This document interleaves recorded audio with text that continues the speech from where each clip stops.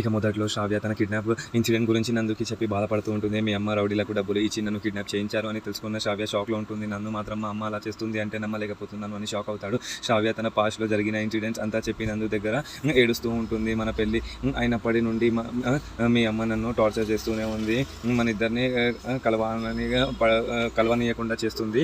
పని మనిషిలా పనిపించి నాతో పనులు అన్నీ చేయిస్తుంది. మాటతో మెంటల్గా హర్ట్ చేస్తుంది అని తన బాధని ఎక్స్ప్లెయిన్ చేస్తూ ఉంటుంది. నందు శ్రావ్యని చూసి చాలా గిల్టీగా ఫీల్ అయ్యి తను హక్ చేసుకొని ఓదరిస్తూ ఉంటాడు. నందు ఇంకా శ్రావ్య క్లోజ్గా ఉండడం చూసి నందు వాళ్ళ అమ్మ మళ్ళీ సీన్లోకి ఎంటర్ అవుతుంది. నేను చెప్పేదాకా దీనికి దూరంగా ఉండమని చెప్పానా లేదా అని నందు మీద కేకలు వేస్తూ ఉంటుంది. అదితి వాళ్ళ లైఫ్ సెటిల్ అయ్యేదాకా మీరు ఇద్దరు కలిసి ఉండకూడదు, కాపురం చేయకూడదు అని ఒక కండిషన్ పెడుతూ ఉంటుంది. నందుకి శ్రావ్య దగ్గర నుండి దూరంగా తీసుకువెళ్ళిపోతుంది. ఇంకో పక్కన అహల్య వాళ్ళ భార్యకి తన తమ్ముడు హెల్ప్ చేయాలని ప్లాన్ చేస్తూ ఉంటాడు. నీకు మాట రావట్లేదు, సైన్ లాంగ్వేజ్ కూడా ఎవరికి అర్థం కావట్లేదు, అందుకే నీకు చదువు నేర్పిస్తాను అని చెప్పి ఒక బోర్డు చేస్తాడు.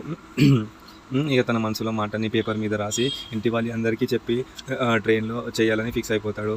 వాళ్ళ తమ్ముడు హెల్ప్ చేస్తున్న టైంలో అహల్య హస్బెండ్ హ్యాపీగా ఆయన కిస్ చేస్తాడు. ఫస్ట్ బ్రదర్ నువ్వేమి తేడాగా బిహేవ్ చేస్తున్నావు అని కన్ఫ్యూజ్ అయిన తర్వాత ఓ నాన్న అప్రిషియేట్ చేస్తున్నావా అని అర్థం చేసుకొని హ్యాపీగా ఫీల్ అవుతాడు. ఫైనలీ ఆయన బోర్డు మీద అక్షరాలు రాయమని ప్రాక్టీస్ చేస్తాడు. మన నెక్స్ట్ ఎపిసోడ్లో ఏం జరుగుతుంది?